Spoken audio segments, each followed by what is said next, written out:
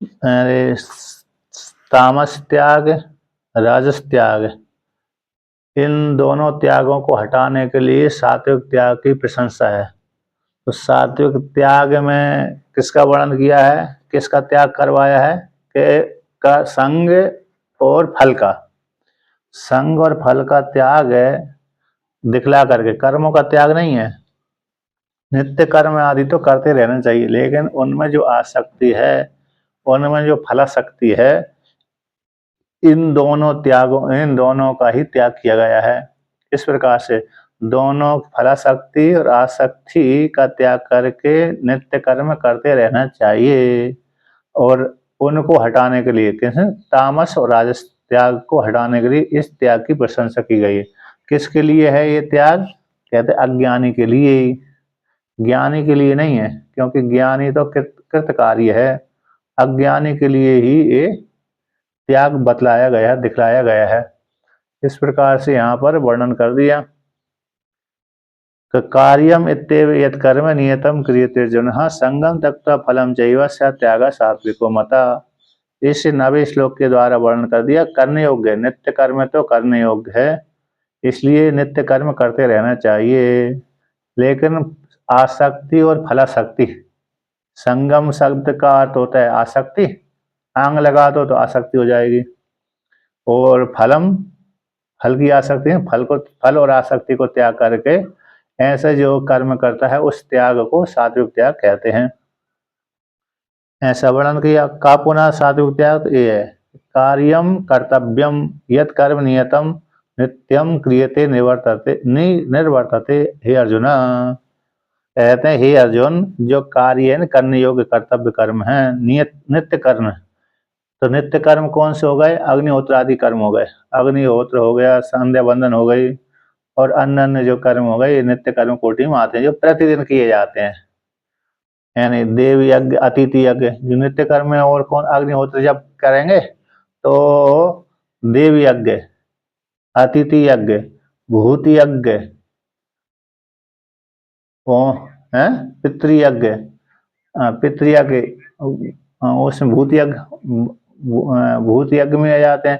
तो ये 5 यज्ञ, पंच महायज्ञ, ये तो नित्य कर्म में आते हैं। तो पंच महायज्ञ जो प्रतिदिन करते रहना चाहिए हैं।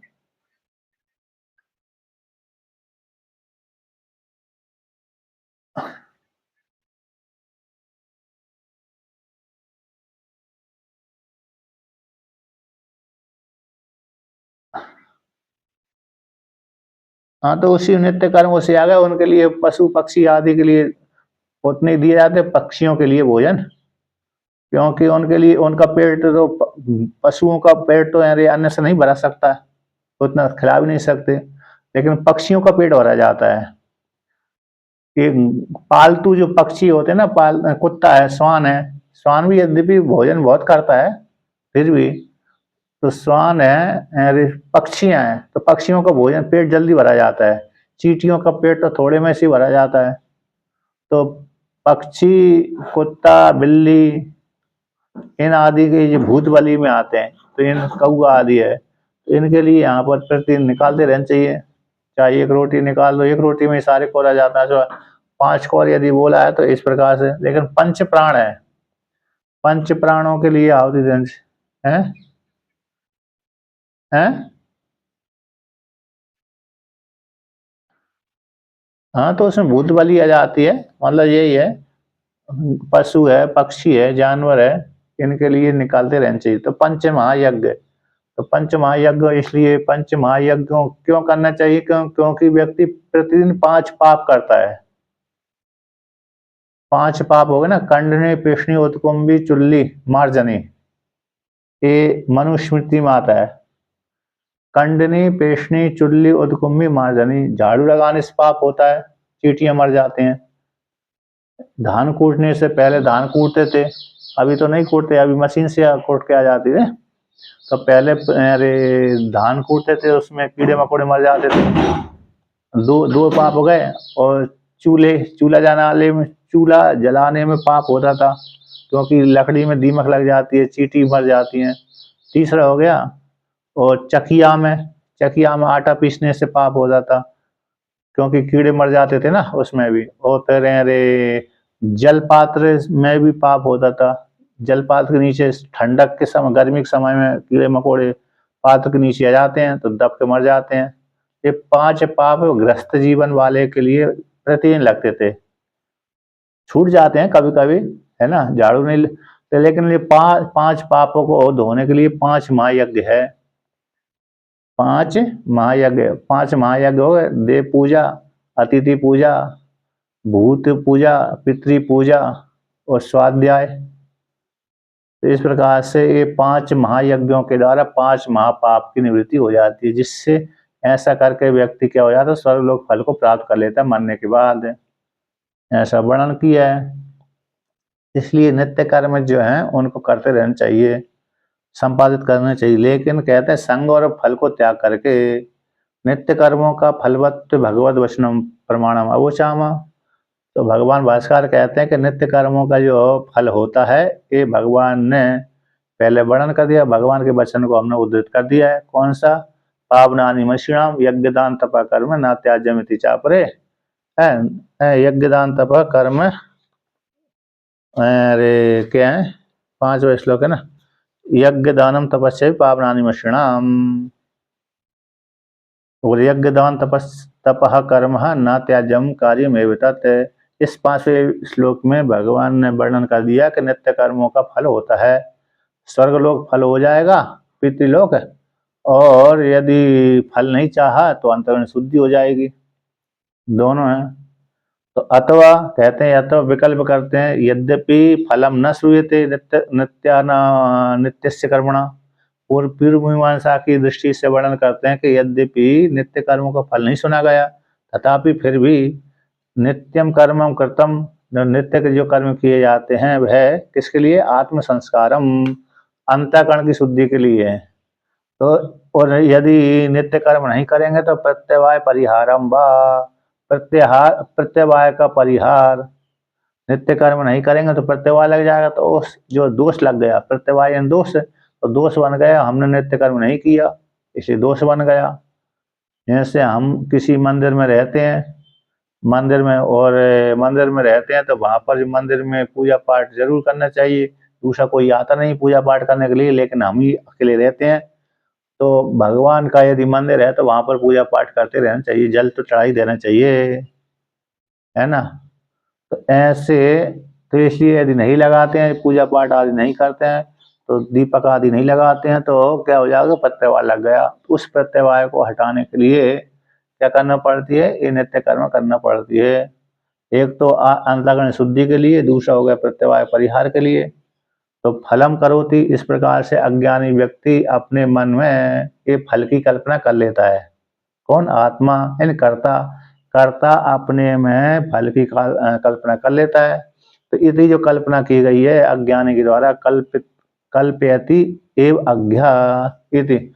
इस प्रकार से अज्ञानी इस अंतःकरण शुद्धि के लिए अथवा प्रत्यवाय को परिहार करने के लिए और नित्य कर्मों में फल की कल्पना कर ही लेता है।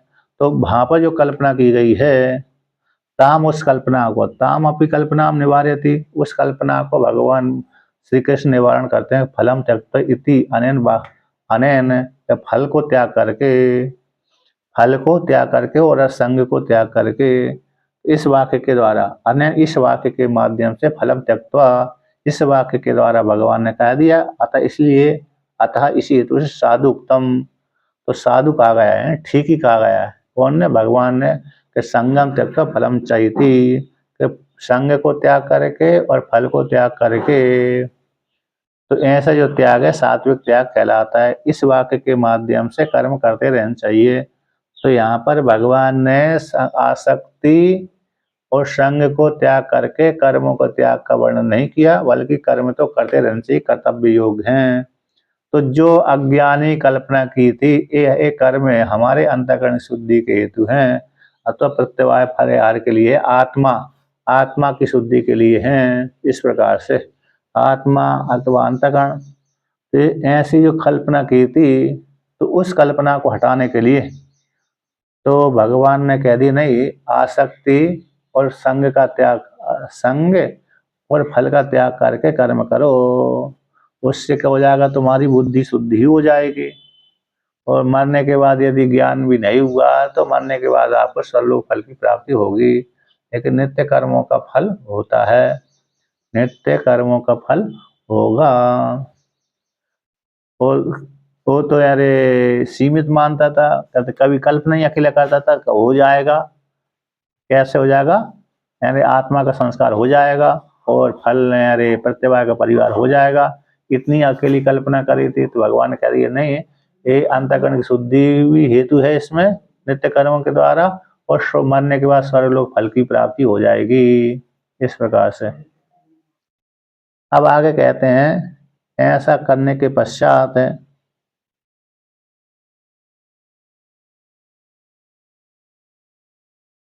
यहाँ पर टीका में भी आया है, नहीं विधि न कृतम कर्म अनर्थकम। कहते विधि के द्वारा किए गए कर्म अनर्थक नहीं होते। यदि विधि के द्वारा दिखलाए गए कर्म अनर्थक मानेंगे तो विधि अनर्थक हो जाएगी। इसी हेतु से स्रोत फल के भाव न होने पर भी श्रुति में फल का वर्णन नहीं किया गया नित्य कर्मों का। तो श्रुति में सुना नहीं गया, स्रोत फल के भाव न होने पर भी नित्य कर्म विधि से अनुष्ठान करता है। विधि के द्वारा नित्यम अग्निहोत्रम जुहियात अर्हर संध्याम उपासिता। तो विधि के माध्यम से कर्मों का अनुष्ठान होता हुआ आत्मा को न जानता हुआ व्यक्ति उपहत मन वाला न होता हुआ, यानी जिसका मन समाहित नहीं है, ऐसे मन वाला न होता हुआ इस उक्ति के माध्यम से कर्म करते रहना चाहिए। उन कर्मों में जो कर्मों में क्या करते हैं, आत्म संस्कारम फलम कल्पयति अज्ञानी। उन कर्मों के द्वारा कर्मों में के एक कर्म में हमारी अंतःकरण शुद्धि की हो जाएंगे अथवा आत्मा के संस्कार के लिए हो जाएंगे, ऐसे फल की कल्पना कर देता अज्ञानी। और तद न करने पर, उन कर्मों के न करने पर, नित्य कर्मों के न करने पर प्रत्यवाय लग जाएगा। क्योंकि ऐसा वर्णन किया स्मृति माता कि यदि नित्य कर्म नहीं करेंगे तो प्रत्यवाय लगेगा। तो उसके न करने पर प्रत्यवाय स्मृति के माध्यम से तत्कर्णम, उन कर्मों को करते रहना चाहिए। ऐसा करता जो करता है अपने लिए कर्म करता है। तन निवृत्ति के लिए जो फल की कल्पना करी थी अज्ञानी ने, तो निवृत्ति को करता है। अथवा कहते हैं नित्य नित्य कर्म में युक्ताम कल्पना, जो कही गई कल्पना है उस भगवान कहते हैं जो कल्पना की गई है अज्ञानी के द्वारा अनुनिष्पादित फल कल्पना। तो जो फल की कल्पना का वर्णन किया गया है उस फल की कल्पना को भगवान ने कह दिया फलम त्यक्त्वा। इस वाक्य के माध्यम से भगवान क्या करते हैं, खंडन कर देते, निवारण कर देते हैं। यानी फल को त्याग करो और आसक्ति का त्याग करो और कर्म करते रहो। इस प्रकार से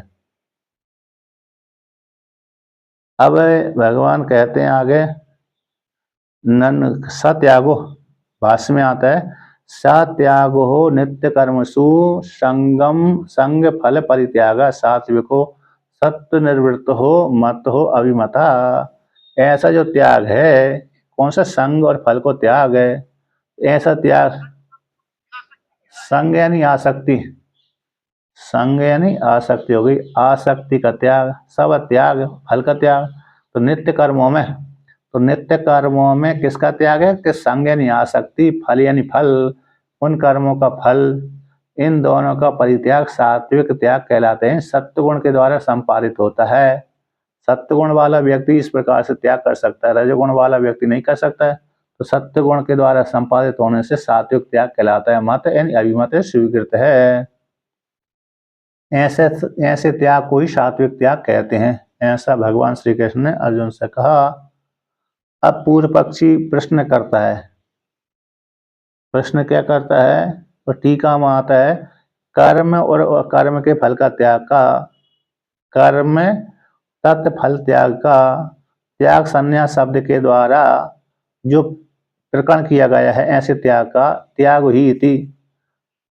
त्याग का वर्णन किया गया। त्याग 3 प्रकार का होता है। त्याग कितने प्रकार का होता है, सात्विक राजस तामस, ये 3 प्रकार का त्याग है। प्रकृति का जो त्याग है, प्रकरण में जो त्याग का वर्णन किया गया, त्याग 3 प्रकार का होता है। ऐसी प्रतिज्ञा करके, तो प्रतिज्ञा के अनुरोध के द्वारा प्रतिज्ञा त्याग 3 प्रकार का होता है। उसी प्रकार से 3 प्रकार के त्याग का वर्णन करना चाहिए। तो प्रतिज्ञा के अनुरोध से आपने 2 विधि दो प्रकार के त्याग का वर्णन कर दिया। कौन से? सात राजस और तामस त्याग का वर्णन कर दिया। तो दो विधि व्युत्पाद्य, दो प्रकार के त्यागों के विधि का प्रतिज्ञा का व्युत्पादन करके संपादन करके तृतीयाम विदाम, तीसरे प्रकार का जो त्याग है सात्विक त्याग, उस त्याग का जो तीन प्रकार के त्याग का वर्णन किया गया था प्रतिज्ञा कहती, ऐसी प्रतिज्ञा के तद विरोध के द्वारा विरोध रूप से आपने प्रतिपादन किया, अर्थात तीसरे प्रकार का त्याग ठीक ठीक नहीं बतलाया। तो कर्मों का त्याग का वर्णन करना चाहिए थी, आपको फल का वर्णन नहीं, फल का त्याग का वर्णन नहीं करना चाहिए। तो जो तृतीय विधि थी उस विधि को तद विरोध के द्वारा व्युत्पाद्य था। तो व्युत्पादन करके भगवतो हो अकौशलम आपतितम, भगवान में अकुशलता की प्राप्ति हो रही है। मतलब कहने का भाव है कि आपने पूर्व में तीन प्रकार के त्यागों का वर्णन किया था। पूर्व पक्षी कहता है कि भगवान ने त्याग का वर्णन किया तो त्याग करना चाहिए, तो त्याग करना चाहिए ऐसा कह करके फिर भगवान ने कह दिया कि त्याग तीन प्रकार का होता है, सात्विक राजस तामस, तीन प्रकार का त्याग होता है। तो उसमें से आपने राजस और तामस त्यागों का वर्णन कर दिया, राजस और तामस त्याग का वर्णन कर दिया, किंतु तीसरा जब त्याग का वर्णन करने चले थे आप, सात्विक त्याग, तो उसमें कर्मों का त्याग आपने नहीं कर दिखलाया। तामस कर्मों का त्याग, राजस कर्मों का त्याग है, ये तो आपने वर्णन कर दिया कि राजस, इसको राजस त्याग कहते हैं, इसको तामस त्याग कहते हैं। तो आता इन दोनों त्यागों को, इन दोनों को त्याग कर देना चाहिए, राजस कर्मों का त्याग कर देना चाहिए और तामस कर्मों का त्याग कर देना चाहिए। किंतु जब ऐसी सात्विक आया आपने, तो सात्विक कर्मों का त्याग न कह करके सात्विक कर्मों को करते रहना चाहिए, लेकिन फल और आसक्ति का त्याग का आपने वर्णन कर दिया। कर्मों को तो करो लेकिन फलासक्ति और आसक्ति, इन दोनों को त्याग का वर्णन कर दिया। तो ऐसे कर, हाँ, कर्म शक्ति फलाशक्ति कर्म शक्ति, हाँ, तो इस पर आसक्ति हो गई। तो ये तो भगवान में अकुशलता का प्रतिपादन हो रहा है, अकुशलता की प्राप्ति हो रही है। आटा ठीक ठीक निर्णय आप नहीं कर पाए, अकुशल का अर्थ हो गया, अकुशलता का अर्थ हो गया ठीक ठीक निर्णय कर पाना। हमने जिसको बुलाया निर्णय करने के लिए, जैसे घरों में बंटवारा होता है, तो घरों में बंटवारा होता है दो भाई चार भाई में, तो रिश्तेदारों को बंटवारे के लिए बुलाते हैं, तो अच्छा समझ के बुलाते हैं, लेकिन कभी कभी रिश्तेदार भी गलत निर्णय करके चले जाते हैं। होता कि नहीं होता? हो जाता है लोग में, तो फिर अकुशल हो गए ना उसमें। तो जैसे जैसे जज आदि भी है, दोनों पक्षों को सुना लेकिन निर्णय ठीक ठीक नहीं कर पाया। कोर्ट में, न्यायालय में न्यायाधीश ने दोनों पक्षों को सुना, सुनने के पश्चात में ठीक ठीक निर्णय नहीं किया, एक पक्ष को निर्णय दे दिया, एक पक्ष के पक्ष में निर्णय सुना दिया, तो अकुशल हो गया वो। कौन हो गया? न्यायाधीश अकुशल हो गया, क्योंकि उसने न्याय ठीक प्रकार से नहीं किया, शास्त्र के अनुसार नहीं किया, नियम के अनुसार नहीं किया, है कि नहीं? दो पक्षों में झगड़ा हुआ था, दोनों ही कोर्ट में गए, न्यायाधीश ने दोनों पक्षों को सुना, सुनने के पश्चात भी उसने निर्णय ठीक नहीं दिया, एक के पक्ष में सुना दिया, एक के पक्ष में नहीं सुनाया, मतलब दोनों के निर्णय को सुन करके भी उसने ठीक ठीक निर्णय नहीं दिया। बहुत जगह जज नहीं देते हैं, बहुत जगह जज क्या करते हैं, निर्णय ठीक ठीक नहीं देते, तो ठीक ठीक नहीं देते हैं तो फिर उनको क्या कहेंगे? अकुशल ही कहेंगे, अज्ञानता ही कहेंगे, अज्ञानी कहेंगे।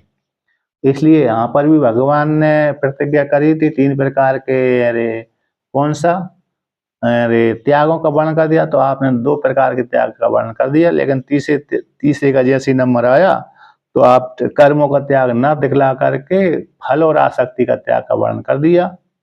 इसलिए आप में भगवान में भी अकौशलम आपातितम, अकुशलता की प्राप्ति हो रही है।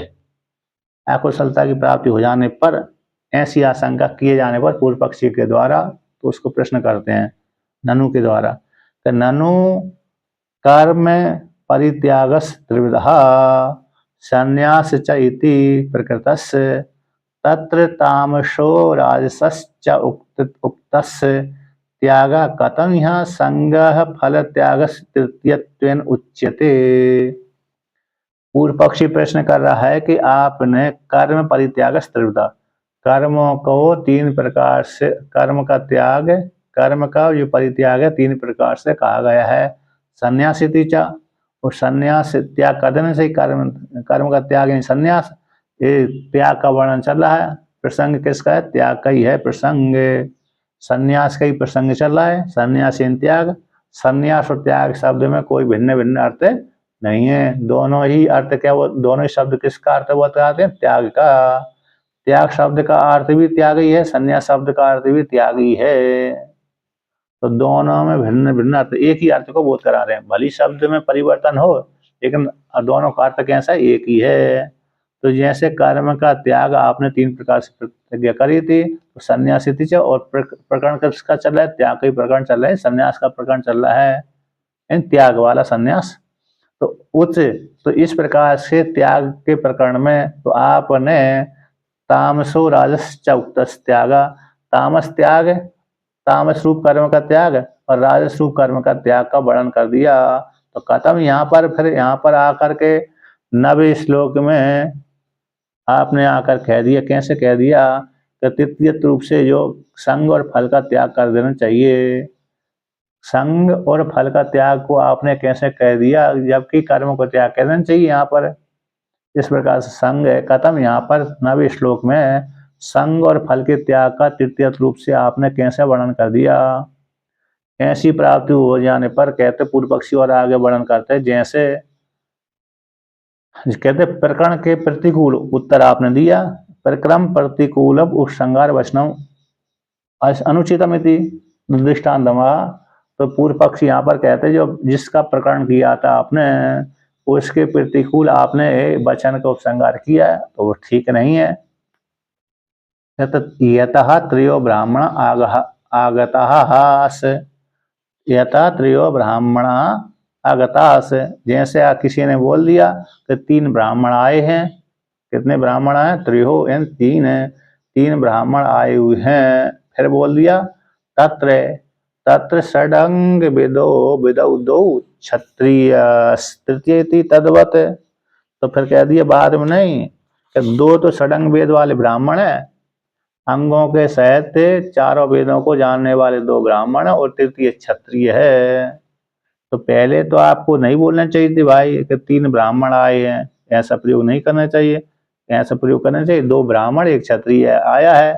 अब बाद में आपने बोल दिया कि नहीं, दो दो ब्राह्मण है और षडंग वेद अध्यायी वाले हैं, छह अंगों के सहित वेद को जानने वाले हैं, और एक क्षत्रिय है, भले वो क्षत्रिय पढ़ा लिखा हो चाहे कोई हो। तो आपने ऐसा विपरीत उत्तर दे दिया, प्रतिज्ञा के विपरीत। प्रतिज्ञा कौन सी थी? त्रयो ब्राह्मण आगतास, तो तीन ब्राह्मण आए हुए हैं। ये जो प्रतिज्ञा करी थी उसके विपरीत पाल में कह दिया कि नहीं, दो ब्राह्मण है षडंग अंगों से चार वेद पढ़ने वाले और एक क्षत्रिय है। तो इस वाक्य जैसा प्रकरण के अनुसार उत्तर नहीं है इसमें, उसी प्रकार से आपका आपका प्रश्न भी उत्तर भी ऐसे ही आ रहा है। प्रतिज्ञा तो आपने अरे तीन प्रकार के कर्मों का त्याग, त्याग का वर्णन किया था, कर्मों के त्याग का, इसको सात्विक कर्म त्याग, इसको राजस कर्म त्याग, इसको तामस कर्म त्याग है। ऐसी प्रतिज्ञा करके त्याग को तीन प्रकार से वर्णन करके दो प्रकार के कर्मों का त्याग का वर्णन कर दिया, और तीसरे का नंबर आया तो कर्मों का त्याग तो नहीं बतलाया, उसमें फल और फलाशक्ति और आसक्ति कर्म शक्ति का त्याग का वर्णन कर दिया आपने। तो ऐसी प्राप्ति हो जाने पर सिद्धांति कहता न ऐसा दोषा, इसमें दोष नहीं है। तो भैया पूर्व पक्षी पूछते हैं पूर्व और उत्तर वाक्य के साथ विरोध की प्राप्ति हो जाने पर तो भगवान में जो अकुशलता आ रही है उसको खंडन करते हैं, सिद्धांति खंडन करता है। भगवान ने जैसा प्रकरण किया था उसी के अनुसार उत्तर दिया है, तो उत्तर पूर्व पक्ष कह रहा है उसके अनुसार उत्तर नहीं दिया, उपसंहार नहीं किया, इसलिए भगवान अकुशल है, निर्णय करने में सक्षम नहीं है। तो ऐसी दोष आ जाने पर तो कहते सिद्धांत कहते न ऐसा दोष है, इसमें कोई दोष नहीं है। तो कस्मात् कारणात् दोषम न स्यात् इति, तो किस कारण से भगवान में भगवान प्रति दोषम न स्यात्, भगवान के प्रति दोष नहीं होता, नहीं है। क्यों नहीं है भाई? तो त्याग सामान्य स्तुति अर्थत्वात्, ये जो भगवान ने जो त्याग कहा गया त्याग सामान्य रूप से स्तुति के लिए कहा गया है। ये त्याग का वर्णन आया है, प्रसंग आया है, सामान्य रूप से त्याग का कहा गया है। त्याग सामान्य के द्वारा उस त्याग की स्तुति के लिए यहाँ पर कहा गया है। त्याग की स्तुति के लिए कहा गया है। कहते कर्म कर्म का त्याग और फल का त्याग दोनों में, कर्म का त्याग और फल का त्याग में त्यागत रूप से सादृश्य होने से, समानता हो जाने से, और कर्म त्याग की निंदा के द्वारा, कर्म त्याग की निंदा के द्वारा उस फल का त्याग की स्तुति है। इसकी स्तुति है, उसकी फल की त्याग की स्तुति है। इदम ये वचन है, इसलिए प्राप्त हो जाने पर, इति वचनम उपगमात, ऐसी प्राप्त हो जाने पर न विरोधो अस्ति, इसलिए भगवान के वाक्य में कोई विरोध नहीं है। यानी कर्म त्याग और फल के त्याग में, त्याग दोनों में समानता हो जाने से, तो इसलिए सादृश्य दोनों में समानता का होने से कर्म त्याग की निंदा के द्वारा फल त्याग की प्रशंसा की गई है। इसलिए ये वचन, भगवान का जो वचन है, पूर्व पर के साथ विरोध नहीं है, इसलिए उत्तम ठीक है। तो ऐसा व्यक्त को करते हुए आदि में त्याग सामान्य को भगवान ने कह दिया था अस्ति, कि अस्ति ही कर्म संन्यासस्य फल अभिसंधि त्यागस्य च त्यागत्व सामान्यम तत्र राजस तामसत्वेन कर्म त्याग निंदया कर्म फल अभिसंधि ही त्यागः सात्विकत्वेन स्तूयते स त्याग सात्विको मत इति। कहते हैं अस्तियन है, स्वीकृत है, क्योंकि कर्म संन्यास का त्याग, कर्म संन्यास का और फल के साथ संधि का त्याग का, तो दोनों में त्याग सामान्यत्व है। कर्म संन्यास में भी त्याग रहता है और फल की अभिसंधि का भी त्याग में भी त्याग आया है। इन कर्म संन्यास कर्म का त्याग है और फल अभिसंधि का त्याग में त्यागत्व सामान्य। कैसे? त्यागत्व सामान्य है। कर्म संन्यास, कर्म का संन्यास कर लिया, इन कर्म का त्याग कर दिया, और फल की संधि का त्याग कर दिया, तो दोनों में त्यागत्व सामान्य है। तो दोनों में त्यागत्व सामान्य है, तो त्याग सामान्य हो जाने पर, तत्र इस प्रकार की प्राप्ति हो जाने पर, राजस और तामस से कर्म त्याग निंदा के द्वारा, यदि आप राजस कर्म का त्याग करेंगे और तामस कर्म का त्याग करेंगे, तो फिर क्या हो जाएगा? इस प्रकार से त्याग आप करेंगे, इस प्रकार से यदि आप कर्म करेंगे, इस प्रकार से त्याग करेंगे, वो त्याग राजस अथवा तामस कहलाएगा। शरीर में कष्टता का दुख अनुभव करके आप यदि कर्म का त्याग कर रहे हैं, तो कैसे हो रहे हैं? राजस त्याग कहलाएगा। शरीर में कष्ट का अनुभव करके तो व्यक्ति कर्म नहीं करता है कि नहीं? काय क्लेश भया त्यजेत, ये कर्म दुख के हेतु होते हैं। शरीर में कष्ट होगा, इस भय के कारण व्यक्ति कर्म नहीं करता। ऐसा त्याग को राजस त्याग कहते हैं। और मोह से त्याग कर देता है, मोह से व्यक्ति कर्मों को त्याग कर देता है। ऐसे अरे क्यों करें भाई, कर्म बंधन के हेतु होते हैं, है ना? तो इसलिए फालतू में क्यों करें? अरे जैसे लौकिक उदाहरण है ना, लौकिक व्यक्ति कहते हैं शिव जी के ऊपर जल चढ़ाने, शिव जी के ऊपर दूध चढ़ाने से क्या फायदा, नाली में से तो भैंस ही जाएगा, है कि नहीं? व्यर्थ में ही वो नष्ट हो जाएगा, नष्ट हो जाता है, हो जाएगा। ऐसा व्यक्ति कहते हैं ना। एक बार आया ना प्रसंग दूध चढ़ाने को लेकर के, कि शिव जी को चढ़ाने की अपेक्षा है किसी को बांट दो, दूध दे दो, और दीपक को मंदिर में दीपक जलाने की अपेक्षा किसी को खाने को तेल दे दो। तो इसके ऊपर भी तो लोगों ने व्यंग की वाणी बोली थी ना, व्यंग ही तो था ये। तो दीपक हैं हैं हाँ, वो बकरा काटने पर अथवा शराब पीने पर अथवा क्लब आदि में जाने पर उनको धन जो व्यय करते हैं और नष्ट करते हैं, उसमें दोष नहीं लगता। तो इसमें ये दोष है। हाँ, मतलब ये हो गया, कहने का ये है कि जो मोह से, तो मोह मतलब दृष्टांत दिया, जैसे शिव जी के ऊपर जल चढ़ाने दूध चढ़ाएंगे तो नष्ट हो जाएगा, तो फिर हम क्यों चढ़ाएं? तो मोह हो गए ना, मोह। तो मोह से फिर दूध नहीं चढ़ाता व्यक्ति। तो ऐसा जो त्याग हो गया, तामस त्याग कहलाया।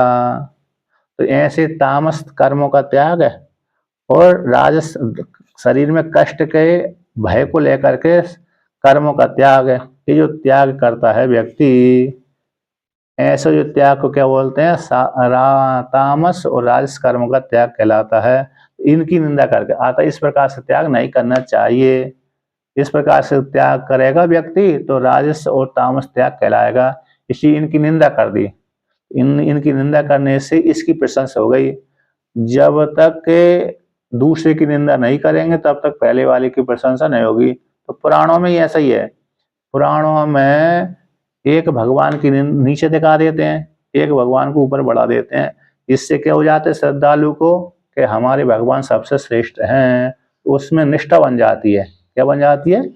निष्ठा बन जाती है। निष्ठा बनाने के लिए एक भगवान को दूसरे भगवान के सामने झुका दिया जाता है। जैसे राम को बड़ा बनाना है तो विष्णु भगवान को, कृष्ण भगवान को, तो शिव जी को, ब्रह्मा जी को प्रणाम करवा देते हैं, है नहीं? अब शिव जी को बड़ा बनाना है तो विष्णु भगवान ब्रह्मा जी को प्रणाम करवा देते हैं। यदि ब्रह्मा जी को बड़ा बनाना है तो विष्णु भगवान शिव जी से प्रणाम करवा देते हैं। तो इससे क्या हो जाएगा, जिसकी जिसके इष्ट जो देवता है तो उस इष्ट देवता में उस भक्ति की में निष्ठा बन जाती है, नहीं हमारे भगवान सबसे श्रेष्ठ हैं, तो जीव का कल्याण हो जाता है। तो इस दृष्टि के अनुसार ही भगवान को छोटा बड़ा बना देते हैं निंदा के माध्यम से। तो निंदा से व्यक्ति का हो जाता है, उसको छोड़ देता है, त्याग देता है। जैसे सुराम न पिबेत नरकम व्रजेत, यदि सुरा का पान करेगा व्यक्ति तो नरक में जाएगा। तो ये सुरा की निंदा हो गई। मदिरा के नरक के भय से व्यक्ति मदिरा का त्याग कर देता है। बहुत से कर देते हैं, बहुत से नहीं करते हैं ना। तो इस प्रकार से तो ये निंदा कर देने से, दोष दिखला देने से व्यक्ति वहां से छुटकारा पा लेता है। उसी प्रकार से यहाँ पर भी राजस तामस से कर्मों का त्याग की निंदा के द्वारा कर्म फल की जो अभिसंधि का त्याग है, कर्म के फल की अभिसंधि, कर्म की आसक्ति और फल की आसक्ति का त्याग है, ये सात्विक रूप से स्तुतित, सात्विक गुण के माध्यम से स्तुति किया गया है। ऐसे त्याग को सात्विक त्याग, त्याग सात्विको मता इति, ऐसे त्याग को सात्विक त्याग कहते हैं। ऐसा भगवान ने वर्णन कर दिया। यानी एक ही दोनों कर्मों के त्याग का, और फिर सात्विक त्याग कैसा हो गया, कर्म तो करो लेकिन फल और आसक्ति का त्याग कर दो। इस प्रकार का त्याग को सात्विक त्याग कहते हैं। ये प्रशंसा हो गई। ये कैसे हो गई प्रशंसा?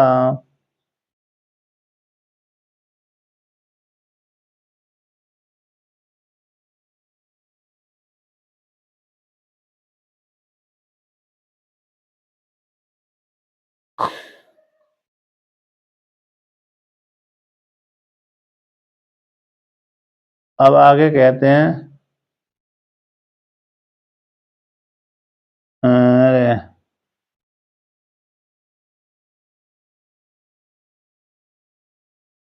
धर्म धर्म चा अर्यमाण।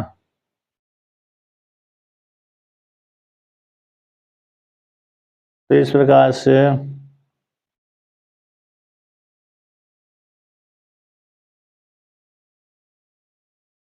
जैसे यहाँ पर एक दृष्टांत दिया था। चलो आगे कहते हैं 10वें को लेकर कहते हैं, यस्तु, यस्तु यहाँ पर कौन सा आया, एवं इस प्रकार से पूर्व और अपर विरोध को खंडन करके, पूर्व पर के विरोध को खंडन करके अब अनंतर श्लोक के तात्पर्य को कहते हैं। 10वें श्लोक के तात्पर्य को वर्णन करते हैं। तो 10वें श्लोक में क्या है, यस्तु अधिकृतः संगम त्यक्त्वा फल अभिसंधि च नित्यम कर्म करोति तस्य फल रागादिना अकलुषी क्रियमाणम अंतःकरणम नित्यश्च कर्मभिः संस्क्रियमाणम विशुद्ध्यति।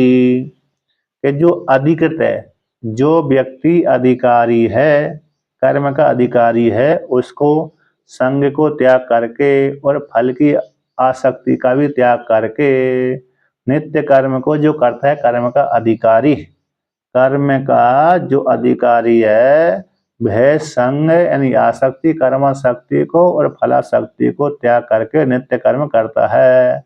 ऐसे त्याग करने वाले उस कर्मी का फल राग आदि के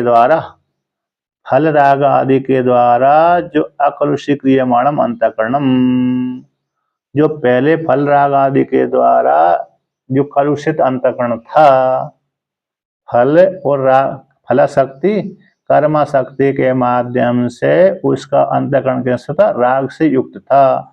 अब उस राग से युक्त वाले अंतःकरण को अकलुषी क्रियमाणम अंतःकरणम, संग और फल के त्याग के माध्यम से उसका अंतःकरण को कैसे कर दिए जाता है, अकलुषी क्रियमाणम, अकलुषित कर दे, कलुषित से रहित कर देते हैं।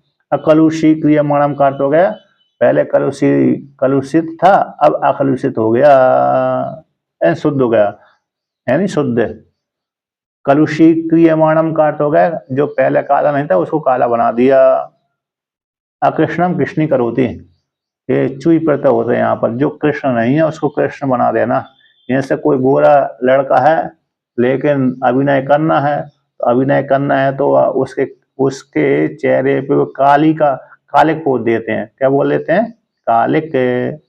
तो गोरे को काला बना दिया, है ना, गोरे को, इसलिए अकृष्णम कृष्णी करोति, जो कृष्ण नहीं है इन गोरा है उसको, गोरे को काला बना दिया। उसी प्रकार से पहले फल राग आदि के द्वारा व्यक्ति का अंतःकरण दूषित था, अब नित्य कर्मों के माध्यम से वो अकलुषी क्रियमाणम, अकलुषीकृत कर दिया, यानी शुद्ध कर दिया, नित्य कर्मों के माध्यम से शुद्ध कर देते। ऐसे अंतःकरण को नित्य कर्मों के द्वारा संस्क्रियमाणम, संस्कृत करते हुए विशुद्ध कर देते हैं। कौन, अधिकारी व्यक्ति। इस प्रकार अधिकारी व्यक्ति के लिए इस प्रकार से वर्णन करते हैं कि ऐसे कर्म करोगे नित्य कर्म के द्वारा तुम्हारा अंतःकरण शुद्ध हो जाएगा, फल की आसक्ति का और फलाशक्ति का त्याग करके, कर्म की आसक्ति का त्याग करके। तब विशुद्धम प्रसन्नम आत्मालोचनम क्षमम भवती, क्या विशुद्ध अंतःकरण होने से क्या हो जाएगा, कहते फल राग आदि के द्वारा इत्यादि में आदि शब्द से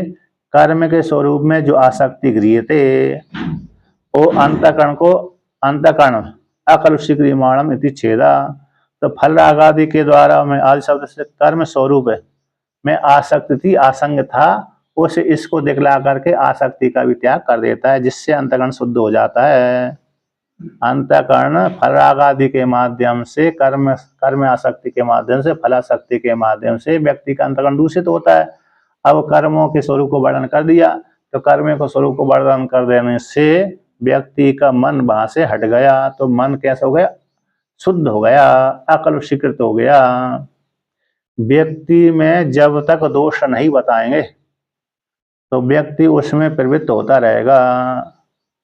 जैसे कोई घर में मिलने आता है व्यक्ति किसी के घर में, तो घर वाले ने कहा है इससे बच के रहना, ये ऐसा ऐसा है, चाहे दूसरे वाले व्यक्ति ने बोल दिया हो, पड़ोसी ने अथवा घर वालों ने, तो इसके साथ में ज्यादा वार्तालाप मत करो, ये व्यक्ति नशेड़ी आदि है। तो फिर दूसरा व्यक्ति सावधान हो जाता है उससे, होता कि नहीं होता, हो जाता है कि इस व्यक्ति के साथ यदि संबंध बनाएंगे, हम वार्तालाप आदि करते रहेंगे, उठते बैठते रहेंगे, तो ये भी हमको नशेड़ी आदि बना देगा अथवा गलत मार्ग में ले जाएगा। तो ऐसा वो उनके द्वारा उसके विषय में, दूसरे वाले व्यक्ति के विषय में जब उसकी हकीकत को उजागर कर दिया, तो फिर दूसरा वाला व्यक्ति कैसे सावधान हो जाता है। उसी प्रकार से यहाँ पर भी कर्मों के जब स्वरूप का वर्णन कर दिया, कर्म बंधन के हेतु होते हैं और फल की आसक्ति भी बंधन के हेतु होती है, इसलिए कर्म तो करो लेकिन फलाशक्ति और आसक्ति से रहित होकर कर्म करो। ऐसे करने से अंतःकरण शुद्ध हो गया, तो शुद्ध हो जाने से तो शुद्ध हो जाएगा, तो फिर कैसे हो गया, विशुद्ध जो मन है, प्रसन्नम जो मन है, आत्म आलोचनम क्षमम भवती, आत्मा के पर्यालोचन करने में समर्थ हो जाता है। अर्थात मैं आत्मा हूँ, शरीर आत्मा नहीं है, ये शरीर तो नष्ट होने वाला है। अंतःकरण आदि इंद्रिय सारी जड़ धर्म कहलाती हैं, जड़ वर्ग की कोटि में आती हैं, ये आत्मा नहीं है, बल्कि इंद्रियों को प्रकाशन करने वाला, शरीर को सत्ता देने वाला, इंद्रियों को सत्ता देने वाला, शरीर का साक्षी, इंद्रियों का साक्षी, मैं आत्मा अलग कूटस्थ परमात्मा हूँ, इस प्रकार के विचार करने में वह समर्थ हो जाता है। कौन, जिसका अंतःकरण शुद्ध होता है उसको। इस प्रकार से यहाँ पर कहते हैं, हाँ, शुद्ध अंतःकरण में प्रसन्नता रहेगी और क्या, झंझट नहीं रहेगी। है कि नहीं? झंझट झंझट नहीं रहेगी, है कि नहीं? झंझट बिल्कुल प्रसन्न मन जिसका रहता है उसमें झंझट, उसके पास में झंझट आती नहीं है। आती होगी तो तुरंत समाधान कर लेता है। आपके पास में झंझट तो नहीं है? पड़ोस में तो झंझट नहीं है, है? हैं? अच्छा अच्छा।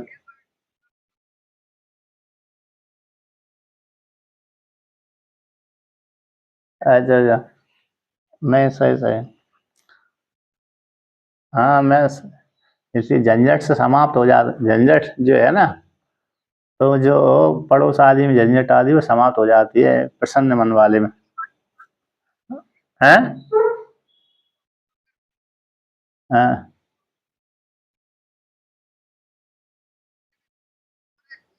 हाँ। सही सही सही।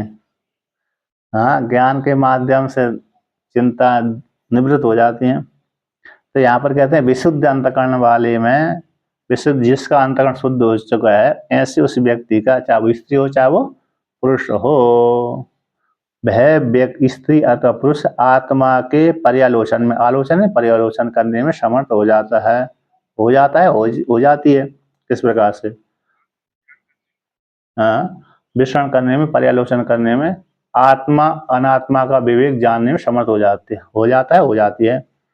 अब कहते हैं तस्य, उसी का ही, किसका? जिसका, जिसका कहते हैं उसी साधक साधिका का ही नित्य कर्म अनुष्ठान विशुद्धम विशुद्ध अंतःकरणम करणस्य आत्मज्ञान अभिमुखस्य कर्मेण यथा तन्निष्ठा स्यात् तद वक्तव्यम इति आह।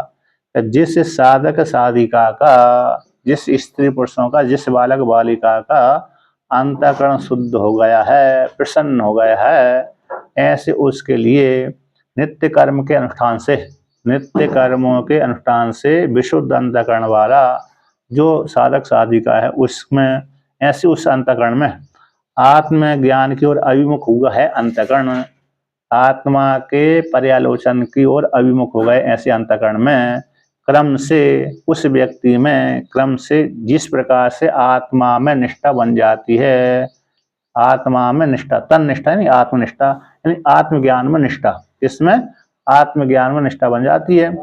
उपनिषद आदि श्रवण करने लगता है और फिर इस प्रकार सत्संग आदि करने लगता है, और धीरे धीरे से उसकी सत्संग के माध्यम से और उपनिषदों के पर्यालोचन करने से उसकी निष्ठा आत्मा में बन जाती है। तो क्रम से जिस प्रकार से निष्ठा बनती है, आत्मा के आत्मज्ञान में निष्ठा बनती है, अथवा आत्मा की प्राप्ति के लिए जिस प्रकार से आत्मा को जानने की इच्छा हो जाती है, तो ये निष्ठा उस व्यक्ति की उस आत्मा में जो निष्ठा होती है, ज्ञान में निष्ठा, आत्मज्ञान में निष्ठा, आत्मा में निष्ठा जो होती है, उस निष्ठा को कहना चाहिए, है ना? विशुद्धत्व कह रहे, मल विकलत्व, टीका में आया है विशुद्धत्व का अर्थ हो गया मल से रहित, अविद्या आदि जो मल हैं, संशय आदि से रहित। वो संस्कृत माणत्व में प्रसन्नत्व, संस्कृत माणत्व का अर्थ किया टीकाकार ने प्रसन्नत्व, मन कैसा उसका प्रसन्न हो जाता है। तो क्रम से, तो किस क्रम से उसकी निष्ठा बनती है? क्रम से वर्णन किया ना, क्रम से, यथा जिस प्रकार से आत्मा की ओर, आत्मज्ञान की ओर अभिमुख हुआ वाला व्यक्ति को क्रम से जिस प्रकार से उस आत्मा में निष्ठा बनती है, तो किस क्रम से? कि श्रवण आदि आवृत्ति द्वारा, टीका में आया, टीका में उसी में, तो श्रवण आदि के द्वारा, तो जैसे श्रवण व्यक्ति करेगा तो श्रवण की जो आवृत्ति करता रहेगा, तो आज एक उपनिषद पढ़ लिया, कल दूसरा उपनिषद पढ़ लिया, कल तीसरा पढ़ लिया, तो ये श्रवण हो गया, ठीक है ना?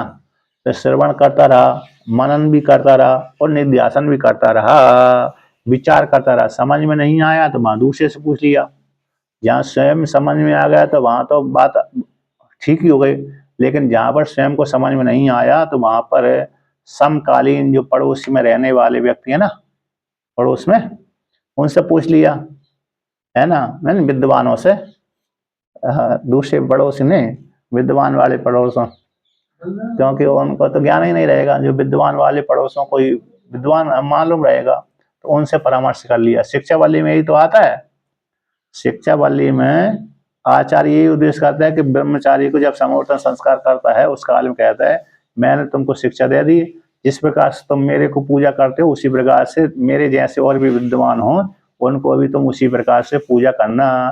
तुम मेरे पास में नहीं आ सकते, गुरुकुल बहुत दूर है, तुम्हारा देश दूसरा है, मेरा देश दूसरा है, किंतु मेरे जैसे और भी विद्वान रहते हैं। यदि तुमको कर्म में संशय बंद हो जाए, कर्म तो पड़ोस वाली जो विद्वान है उनसे परामर्श कर लेना, पूछ लेना, समाधान करवा लेना, कर लेना, करवा लेना। ऐसा शिक्षावल्ली में आता है। उसी प्रकार से यही है। तो क्रम से व्यक्ति श्रवण करता है, श्रवण करके श्रवण के भी तो श्रवण आदि आवृत्ति द्वारा, तो आवृत्ति का बार बार चिंतन करना, बार बार उसका सेवन करना, विचार करना। इसके माध्यम से जिस प्रकार से आत्मा में निष्ठा बनती है उस निष्ठा को कहना चाहिए। इसके लिए भगवान श्री कृष्ण 10वें श्लोक का पाठ करते हैं। न द्वेष्ट कुशलम कर्म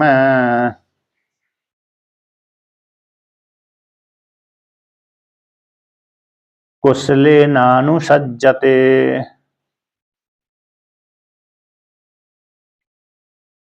त्यागी सत्व समाविष्टो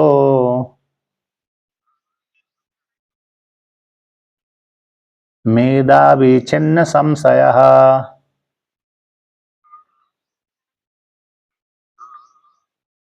तो यहाँ पर कहते हैं ना द्वेष्टि अकुशलम कर्म, व्यक्ति जो जिसका अंतःकरण शुद्ध हो गया है ऐसे व्यक्ति जो कर्म करता है तो कर्म आरंभक होते हैं, यानी अगले जन्म की प्राप्ति के हेतु बनते हैं, संसार के कारण बनते हैं। ऐसे संसार के कारण बनने वाले कर्मों में वो द्वेष नहीं करता। ऐसे कोई भी हम जो कर्म करेंगे अगले जन्म की प्राप्ति में हेतु बनते ही हैं, तो फिर व्यक्ति को नहीं करना चाहिए। तो जैसे जिसका अंतःकरण शुद्ध हो गया वो निष्काम कर्म करता है, इसलिए उसके लिए वह कर्म अगले जन्म की प्राप्ति के हेतु नहीं बनते। कर्तापन के भाव से रहित होकर के, फलाशक्ति के भाव से रहित होकर के जब कर्म करता है तो उसके कर्म अगले जन्म की प्राप्ति के हेतु नहीं बनते। इसलिए जो अकुशलम कर्म है उससे द्वेष नहीं रखता। और दूसरी बात है कि यदि वो कर्म यदि बीच में छूट भी गया तो उसको वो मैंने कर्म क्यों छोड़ दिया, छूट क्यों गया, उसको पश्चाताप भी आदि नहीं होता, क्योंकि उसको कर्म निष्काम कर्म कर रहा है, फल चाह ही नहीं रहा, इसलिए उस कर्मों से उसको राग द्वेष दोनों नहीं होते। कहते हैं राग हो जाए तो कुशल।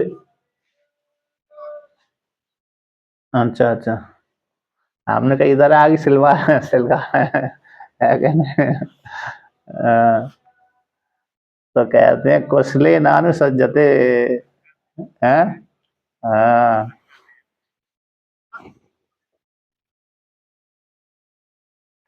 तो देखिए कुशले, कुशले नित्य कर्म है, नित्य कर्मणि। तो कुशले शब्द का अर्थ होगा नित्य कर्मणि।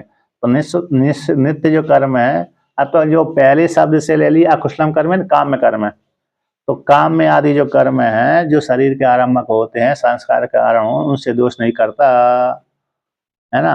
काम यहाँ पर अशुद्ध अकुशलम कर्म को अर्थ ले लीजिए, यानी काम कर्म। तो काम कर्मों से व्यक्ति वो जो साधक है, जिस निष्काम कर्म करने वाला है, द्वेष नहीं रखता।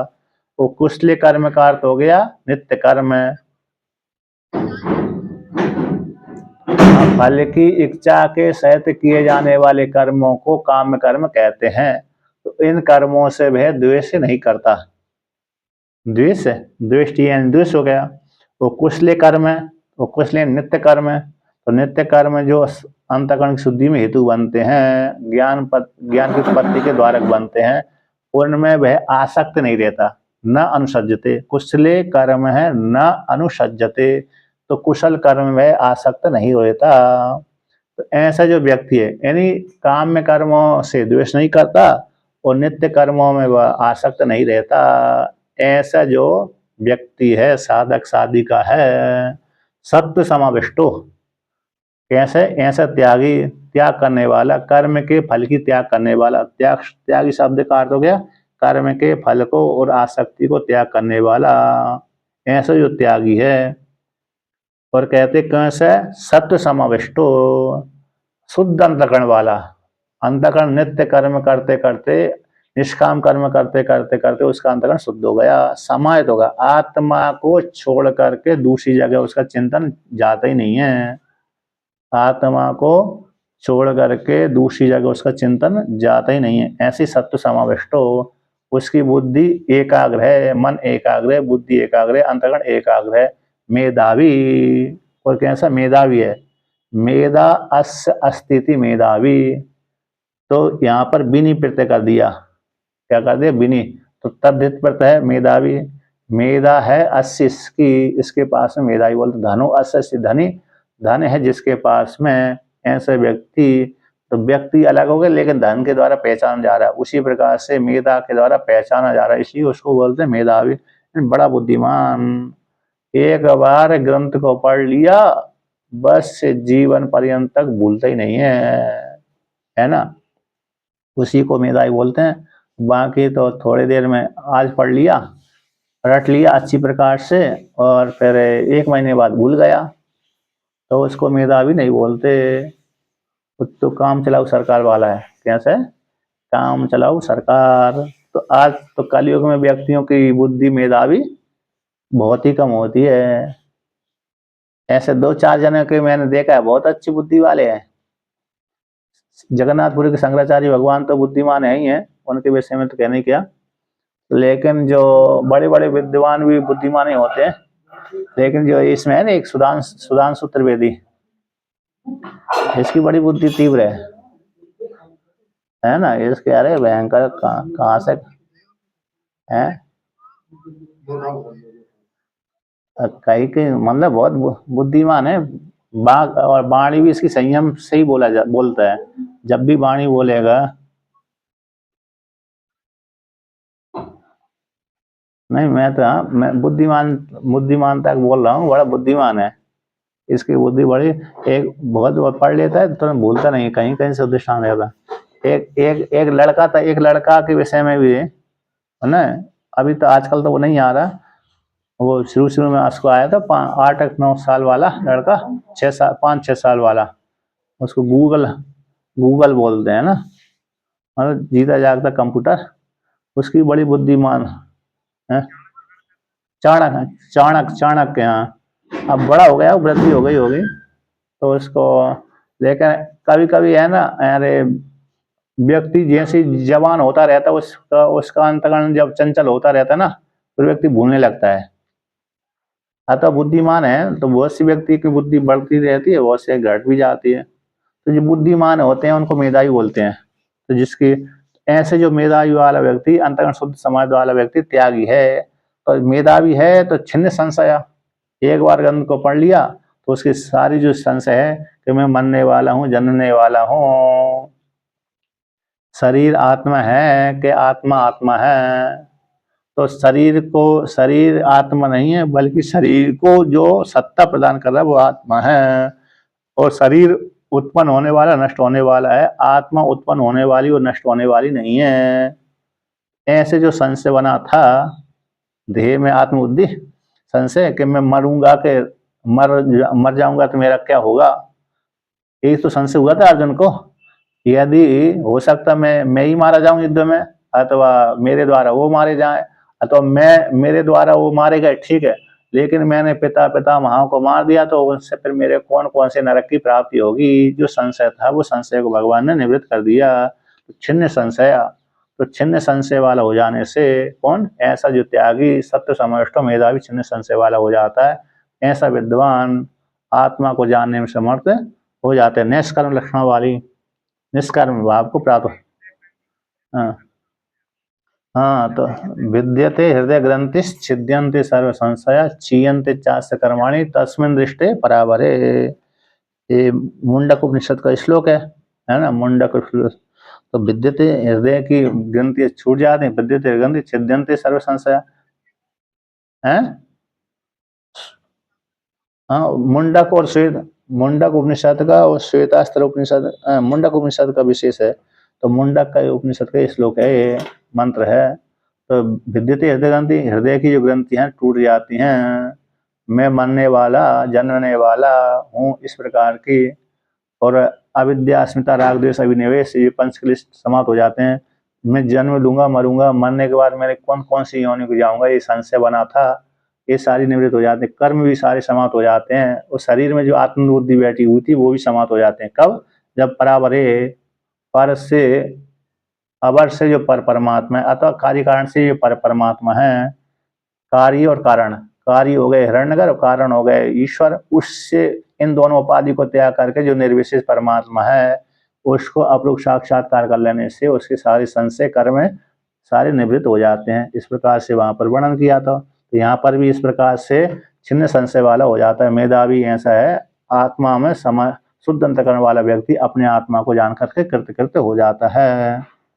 इस प्रकार से वर्णन किया है ना। अब इसका भगवान भास्कर भाष्य कल ही करेंगे। हाँ।